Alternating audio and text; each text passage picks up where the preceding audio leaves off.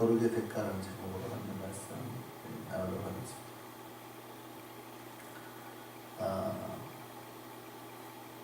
하나님은 우리가 거룩하게 살기를 원하시죠. 이유는 당신께서 거룩하시니 당신의 백성들도 거룩하기를 원하십니다. 우리 인간의 입장에서 생각을 해보면 우리는 하나님을 만나야 복을 누리죠. 하나님을 만나려면, 하나님을 가까이 하려면 가까이 해야 되는데 그 조건이 거룩이에요. 우리가 거룩해야만 하나님을 가까이 할 수 있고 하나님을 만날 수 있고 그래야 그 하나님으로부터 복을 누릴 수 있게 되는 겁니다. 부정하거나 죄가 있는 자가 하나님을 만나려 하면 죽음을 당할 수밖에 없어요. 복이 아니라 오히려 화를 입게 되는 거죠.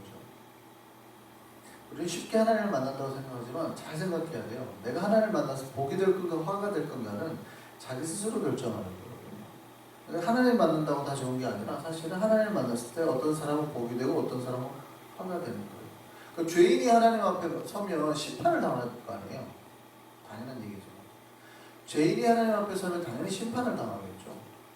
그런데 하나님 앞에 가까이 나아가서 우리는 복을 누리려 한단 말이죠. 그러면 하나님 앞에 나아가서 심판을 당하지 않고 복을 누리려 하면은 반드시 우리에게 조건이 하나 정해져요. 그게 뭐냐면 거룩이라는 거예요. 하나님께서 우리에게 요구하시는 방향과 인간이 사실은 좀 바라보는 방향이 좀 다를 수는 있지만 그럼에도 불구하고 우리는 끊임없이 거룩해서 하나님 앞에 나아가야 되는 거죠. 이게 사실 신자의 당연한 의무이고 매일매일 삶의 모습이어야 됩니다. 우리가 신자를 성도라고 부르죠. 이거는 굉장히 중요한 의미가 있어요. 제가 몇 번 말씀을 드렸지만 여러분 집사, 권사, 장로는 아무것도 아닙니다. 직분이에요. 직분. 그냥 정말 그 사람이 일을 하는 직분이에요. 뭐 어떤 특별한 메케닉이냐 아니면 엔지니어냐 이게 뭐 하는 거지. 그 사람이 예를 들어서 뭐 미국 시민권자냐 한국 국민이냐 이거 좀 근본적인 차이가 있잖아요. 근데 거기에 살아가는 사람들의 직업이 뭐냐 이 정도 차이밖에 안 돼요. 그거보다도 사실은 더 오히려 그런 것보다도 더 의미가 없어요. 사실은 직분이라고 하는 거예요. 여러분 집사는 어떻고 권사는 어떻습니까? 크게 차이가 납니까? 집사는 교회 재정을 좀 담당하라고 세운 거고 권사는요? 권사도 재직이 들어오잖아요. 그런데 그 중에 몇 분을 통해서 교인들이 힘들 때 같이 기도해 주는 사람을 뽑았을 뿐이에요. 같이 기도해 줄 수 있는 사람, 권면해 줄 수 있는 사람. 그러니까 권면이라는 게 지적질하라는 뜻이 아니라 같이 가서 위로와 기도를 해줄 사람을 말하는 거예요. 그렇게 크게 직분이라는 것은 차이가 없어요. 직분에 무슨 그렇게 차이가 있겠습니까? 교회 다니시는 분들은 막 직분에 뭐 대단한 의미가 있는 것처럼 생각하지만 진짜 중요한 거는 그래서 집사, 권사, 장로가 아니에요.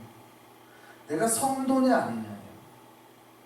여러분 내가 성도가 아니면 망하는 거예요. 내가 반드시 성도여야 되는 겁니다. 성도라는 말은 내가 누군가를 명확하게 드러내는 거예요. 근데 성도라고 부르면 기분 나빠요.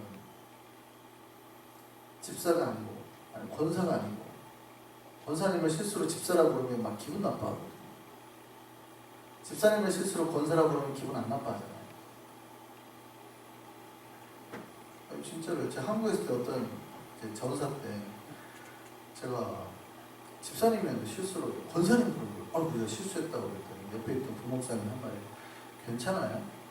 집사를 권사라고 부르는 거는 괜찮아. 근데 권사를 집사라고 부르면 큰일 나.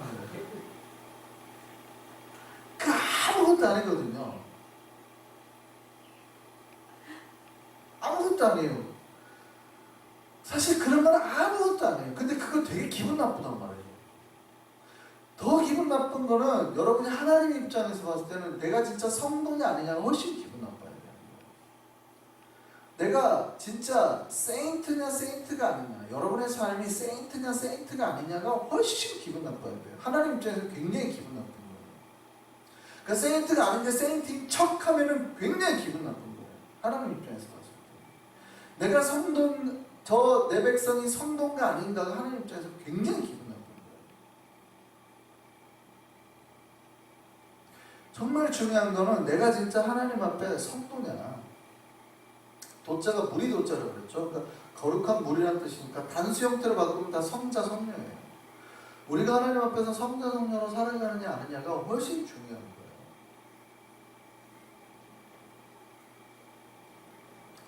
이것이 우리가 누구인가를 드러내는 진짜 본질적인 호칭이고, 또 우리를 그렇게 성도라고 부르는 이유는 그렇게 살아야 한다는 의무에 대한 호칭이기도 합니다. 신앙은 뭐냐면 거룩한 삶이에요.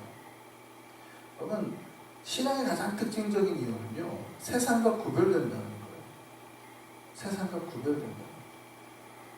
우리는 신자가 세상 사람과 뭐가 달라요? 달라야 돼요. 같은 건 안 돼요. 가장 신앙의 기본이 세상과 구별되는 거예요. 세상과 다른 저 사람하고 나하고 다르다는 거예요. 차별을 하는 게 아니라 니들은 안 믿는 놈이니까 지옥 갈, 이건 차별이잖아요. 차별이 아니라 구별된다는 거예요. 내가 저들과 다른 구별된 자, 거룩하게 살을 자, 하나님을 만날 수 있는 자로 구별이 되어야 된다. 이게 신앙이에요, 신앙. 그리고 그렇게 살아야 된다는 의무에 대한 호칭이기도 합니다. 그래서 신앙은 쉽게 말하면 거룩한 삶이에요. 세상의 모든 부정과 더러움에서 구별되어서 거룩한 자의 삶을 살아가는 게 신앙이에요. 신자는 그렇게 거룩하게 살아야 하는 것이죠.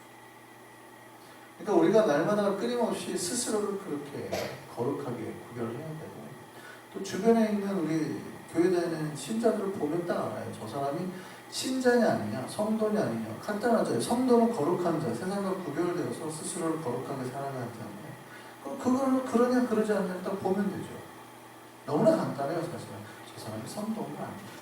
목사님 그래도 교회 다니는데 아니라고 할 수 있을까요? 그러니까 교회를 다니는 걸로 구분할 수 있느냐 아니라 그가 성도냐 아니냐고, 세상과 구별돼 사느냐 아니냐고 알 수 있는 거죠. 세상과 딱 단절돼 산다는 의미가 아니에요. 저 사람은 세상 사람들과 어떻게 하면 좀 다르게 더 하나님의 백성답게 거룩하게 살려고 하느냐, 이거를 보는 거죠. 우리 하나님의 거룩한 성도로 살아갈 수 있기를 소망합니다. 여기서 이제 우리가 생각해 봐야 될 게 있습니다. 우리가 그렇게 거룩하게 살아가려고 할 때 거기에 드는 노력이나 비용이 있을까요? 우리가 거룩하게 살려고 할 때, 하나님 앞에 성도로 살려고 할 때 거기에 들어가는 노력, 에너지나 아니면은 비용, 코스트가 있을까요? 있다는 거죠. 이걸 기억해야 됩니다. 우리가 하나님 앞에 가까이 나아가려고 할 때, 우리가 거룩한 신자로서 살아가려고 할 때 거기에 드는 노력이나 비용이 있다는 겁니다.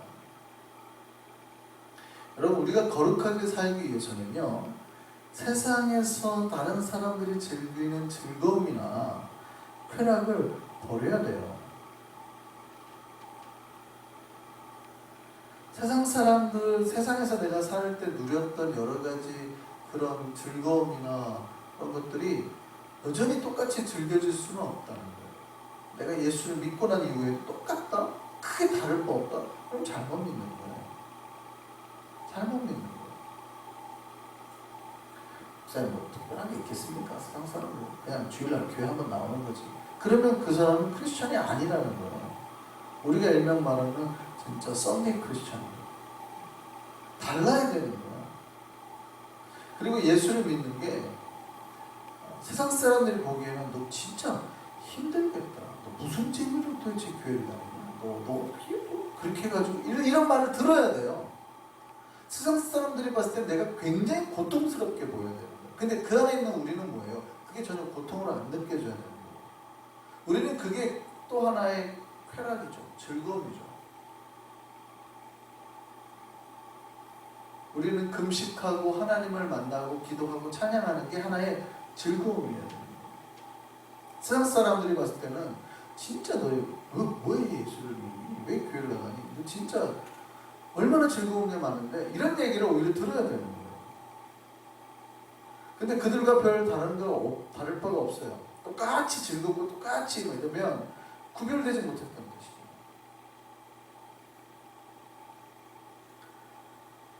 여러분, 우리가 하나님 앞에 거룩하게 산다는 거는요, 세상과 구별됐다는 뜻이고, 세상으로부터 얻어지는 즐거움이나 쾌락을 버렸다는 거예요. 그거에 대한 비용을 지불했다는 거예요. 혹은 거룩하게 살기 위해서 세상으로 얻어지는 여타의 이익들을 내려놓았다는 거예요. 세상이 여전히 즐겁거나 탐이 나면요, 거룩한 자로 살 수가 없어요. 그 비용을 지불하려고 하지 않는다는 거예요. 너무 간단한 예지만, 여러분이 주일날 주일을 지키러 오잖아요. 그러면 원래 예수 믿기 전에는 그 시간에 뭐 했어요? 내가 놀러 갈 수 있단 말이에요. 근데 그것을 포기하고 주님 앞에 나오는 거 아닙니까? 간단하죠. 저녁 시간에 내가 기도하러 나올 때도 일반인 다른 사람들은 그 시간에 뭐 술집에 가 있든지 아니면 TV 앞에 앉아 있든지 할 텐데 그 시간들을 포기하고 주님 앞에 나와서 기도를 하는 거예요. 그러니까 우리가 거룩하게 살기 위해서는 우리가 누려야 될 것들을 사실은 포기해야만 그게 가능한 거예요.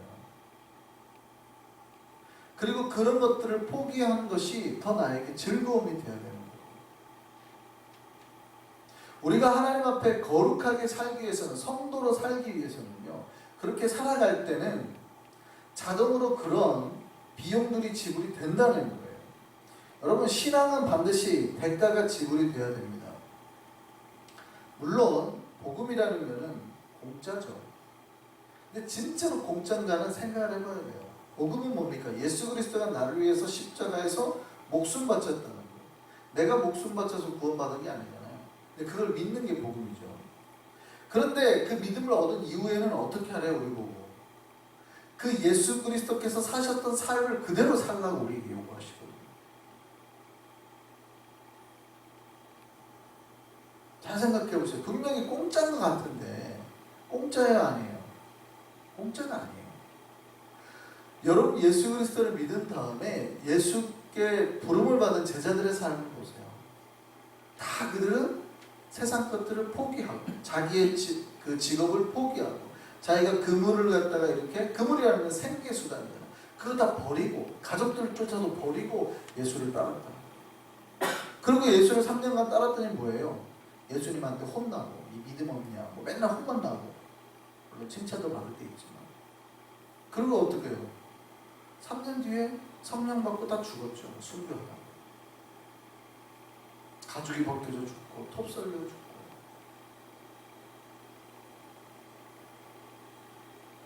차라리 예수를 안 따랐으면 고기 잡기 생활하고 배부르게 살다가 잘 살았겠죠. 그냥 그렇게 죽었겠죠. 신앙이라는 게 뭐예요? 그런 세상 사람들과 똑같은 삶이 아니라 구별되어서, 근데 구별된 삶을 살 때는 오히려 뭐가 있어요?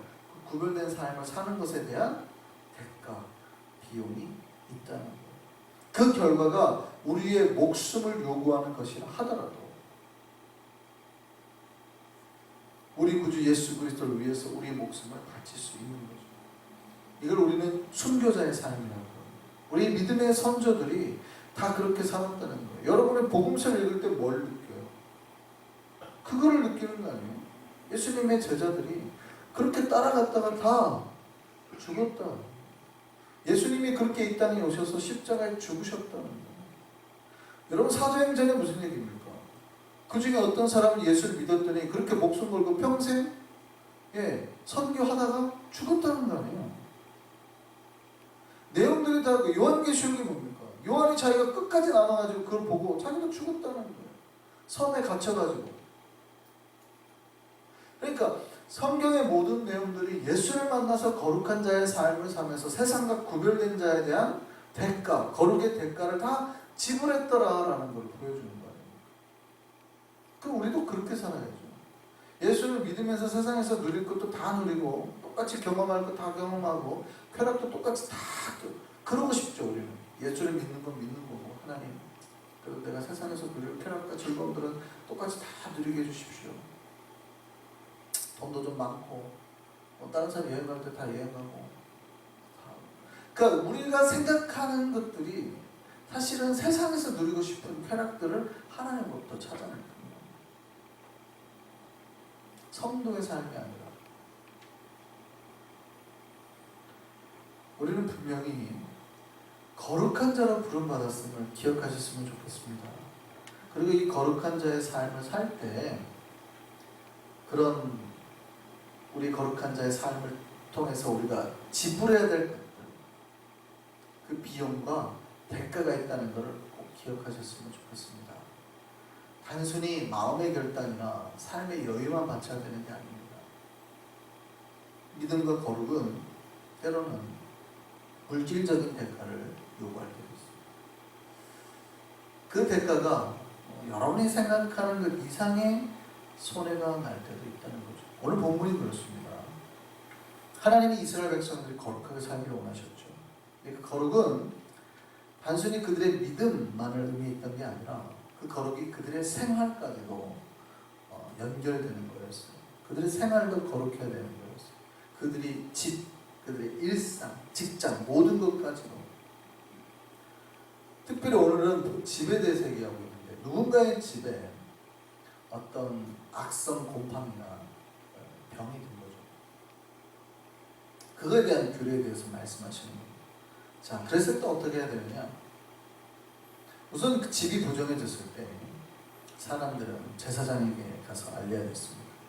그러면 제사장들은 그런 악성 곰팡이가 이렇게 피면 그 사람들이 집에 못 들어오게 해요. 일주일 동안 집에 못 들어오게 합니다. 그리고 그 집을 폐쇄하죠. 사람들도 접근을 못하게.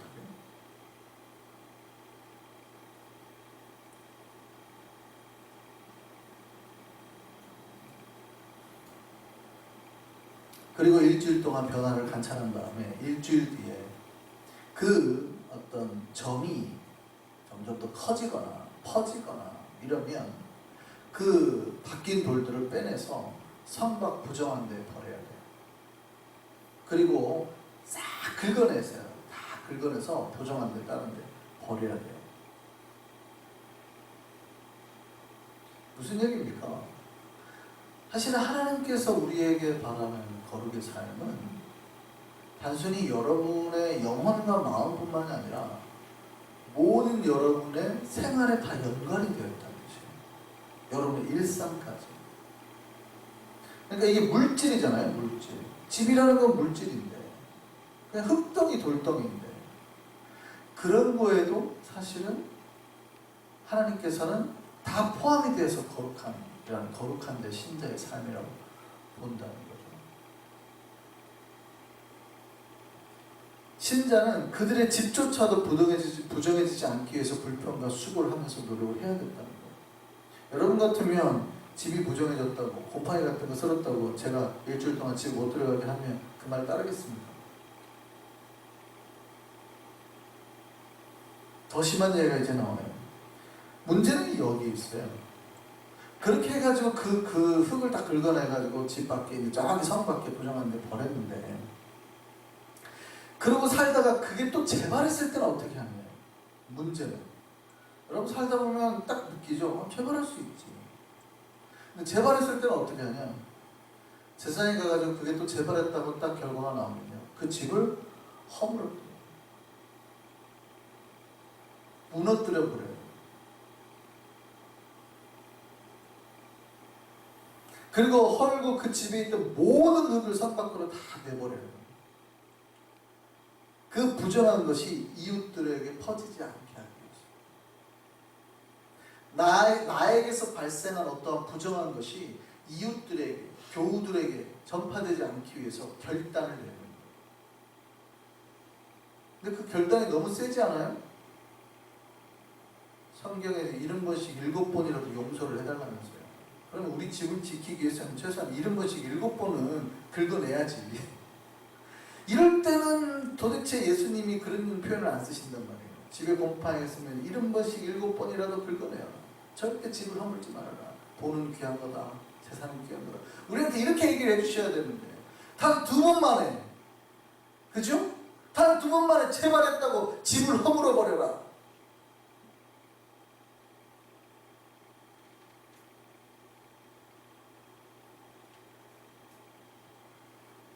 여러분 가능한 얘기입니까? 이게 지금 가능한 얘기예요? 근데 지금 그거를 주님께서 명령하고 있는 거예요. 물론 이 시대의 집이라는 게 현대의 집과 같은 느낌은 아닙니다. 이때는 아직도 대부분 레위기 말씀을 들을 때는 대부분 집이 없을 때죠. 막 나왔을 때니까 대부분 텐트 치고 살 때거든요. 광야에 살 때니까. 뭐 성막조차도 다 천막이었으니까 벽돌집 이런 거 구하기가 어렵겠죠. 그런데 이 모든 말씀들이 나중에 이들이 가나안에 들어가서도 적용되는 말씀들이니까. 물론 가나안 집이라 하더라도 현대처럼 거대한 집이라고 보기는 어렵죠. 또 쉽게 지을 수도 있는 집이기도 하죠. 그런데 이 말씀을 주신 하나님의 의도를 파악해야 돼요. 우리가 하나님 앞에 거룩하게 살기 위해서는요, 지불해야 될 대가가 있다는 거예요. 근데 그것이 어느 정도냐면 심지어 우리가 가지고 있는 지불을 허무는 정도의 대가라는 거예요. 그거를 위해서라도, 집을 허물어서라도 우리의 거룩을 지켜나가라는 거예요. 여러분, 집이라는 게 사실은 최고의 재산가치 아닙니까? 근데 그것을 허물어서라도 우리의 거룩을 지켜나가라는 거예요. 많은 사람들이 쉽게 거룩하게 살자라고 말합니다. 근데 여러분, 거룩하게 사는 거에는 대가가 있다는 걸 기억하셔야 돼요. 우리가 거룩하게 살기 위해서는요, 지불해야 될 대가. 여러분, 하나님 앞에서 잘 믿으려고 그러잖아요. 하나님을 만나야 복을 받으니까. 하나님 복을 받으려고 하잖아요. 여러분, 새벽에 나오고 저녁에 나오고 또 삶에서 매일 거룩하게 사는 게 쉬워요, 어려워요? 여러분, 절대 쉽지 않아요. 그 모든 것은 다 대가가 지불되는 거예요. 내가 주변 이웃들에게 거룩한 신자라는 걸 인정을 받고 살려고 할 때 그게 쉬워요? 절대 쉽지 않아요. 심적으로나 마음적으로나 물질적으로나 굉장한 손해를 봐요. 근데 그 모든 손해를 통해서 뭐예요? 인정을 받아가는 거죠. 사람들이나 하나님 앞에 대가가 지불되는 거예요.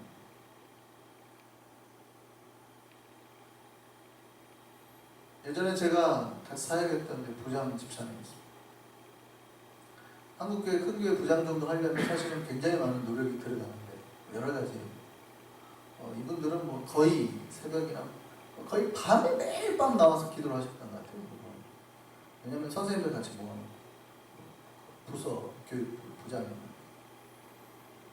근데 그것뿐만이 아니에요. 단순히 그렇게 기도나 이런 것만 하는 게 아니라 이 부장 집사님은 거의 2주에 한 번 꼴로 매 주일이면 끝나고 나가면 자기가 다 밥을 삽니다. 전체 선생님. 한국 부서 꽤 크잖아요. 근데 선생님들은 뭐 한 10몇 명씩 되는데 자기가 거의 삽니다. 밥을. 물론 여유가 있어서 그럴 수도 있죠. 밥 사라는 뜻이 아니에요. 무슨 얘기냐면 우리가 하나님 앞에 뭔가 일을 하려고 할 때 그런 기도나 어떤 봉사나 이것만 아니라 여러분 물질적인 것에도 똑같이 대가가 있어요. 오늘 본문에 말하는 게 그거예요. 여러분 집까지 허물 정도로 하나님 앞에 그런 대가를 지불하라는 거예요. 거룩하게 살기 위해서는. 집 허물 각오가 되어 있냐 이 말이죠. 우리에게 하시는 말씀이 그거예요. 시간 봉사도 좋다. 예배 마음 헌신도 좋다. 근데 무엇도요. 집까지 허물 만큼의 대가에 각오를 하고 하나님 앞에 거룩한 자로 살아가는 거예요.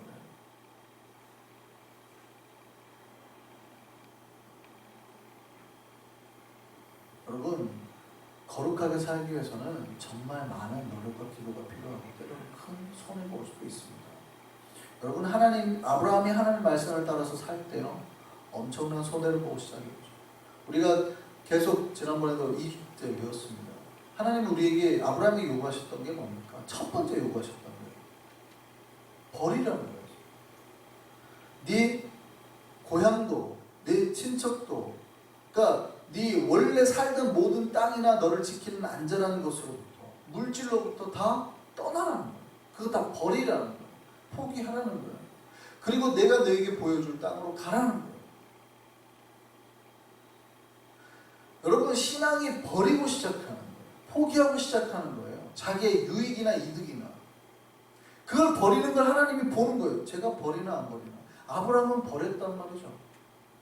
자기의 유익이나 이득을 다 버리고 시작했단 말이죠. 그랬더니 하나님이 아브라함을 복으로 만들어 주셨던 거예요. 복덩어리. 아, 제가 버리는구나. 근데 어떤 신자 중에서는 그 버리는 거를 너무 힘들어하시는 분들이 있어요. 대가를 지불하는 거. 예수를 믿는다는 거, 신앙생활 한다는 끊임없는 대가를 지불하는 거예요. 내 시간을 바치고 정성을 바치고 물질을 바치고 하나님 앞에 내가 이런 대가를 지불하고 있다는 걸 끊임없이 보여야 되는 거예요. 이게 신앙생활이에요. 아브람만 그런 게 아니죠. 이삭도 그랬습니다. 이삭이 하나님 말씀을 따라서요. 하나님 이집트 내려가지 마. 근데 쭉 내려가다가 우리가 이제 수요 공부하신 분은 알지만 지도 쭉 내려가다 마지막에 딱 섰잖아요. 얘가 경계란 말이에요. 가나안 땅의 경계. 거기가 브엘세바예요. 여기 넘어가면 이집트예요. 근데 브엘세바에서 딱 이삭이 멈췄어요. 근데 브엘세바가 어떤 지역이냐면 광야입니다. 광야. 사막지 같은 데예요. 광야. 근데 목축업을 하던 이삭이 거기에서 하나님이 스탑하니까 사업이 망할까요? 안 망할까요? 망하죠. 왜냐면 풀이 좋은데 위쪽 지역으로 가야 돼요. 갈멜산 쪽으로 가야 돼요. 풀이 많으니까. 아니, 이스라엘 평야 이런 데 가야 돼요. 풀이 많으니까. 거기로 가야 되거든요. 근데 이제 그 기후가 안 좋아가지고 이제 아니면 고센 지역으로 가야 돼요. 거기는 풀이 많으니까. 거기까지 가려고 했는데 하나님이 가지마. 그쪽 가면 너 물들어. 괜히 이집트 문화에 물들어가지고 너 가지마. 아 그거 지금 당장 굶어 죽게 생겼는데 내 양떼들은 어떡하고요? 하나님 가지 말라고. 이삭이 갔을까요? 안 갔을까요? 안 갔어요. 안 가가지고 어떻게 됐을까요? 쫄딱 망했어요. 쫄딱 망했어요. 당연하겠죠. 하나님이 그렇게 막 어떤 그 풀을 안 뜯어먹어도 살아갈 정도로 염소로 갑자기 슈퍼 샤이한 염소나 양으로 바꿔주시지 않으셨단 말이에요. 그 말씀을 들으면 내 소유가 그런 뭐 풀이나 이런 걸 안 뜯어먹어도 살아날 만큼의 염소나 양이 되어야 되는데 그렇지 않았어요. 다 죽어버렸어요. 쫄딱 망한 거예요. 그래서 이삭이 선택한 게 뭐예요? 주변 사람들 물어봐가지고 농사를 지었다는 거예요. 한 번도 농사를 지어본 적이 없는 사람이. 아브라함도 농사를 지어본 적이 없어요. 이삭도 농사를 지어본 적이 없죠. 어쩔 수 없어서 농사를 지은 거예요. 근데 어떻게 했대요? 성경에? 초대박이 났죠. 100배의 결실을 맺었다고 하잖아요. 100배의 결실.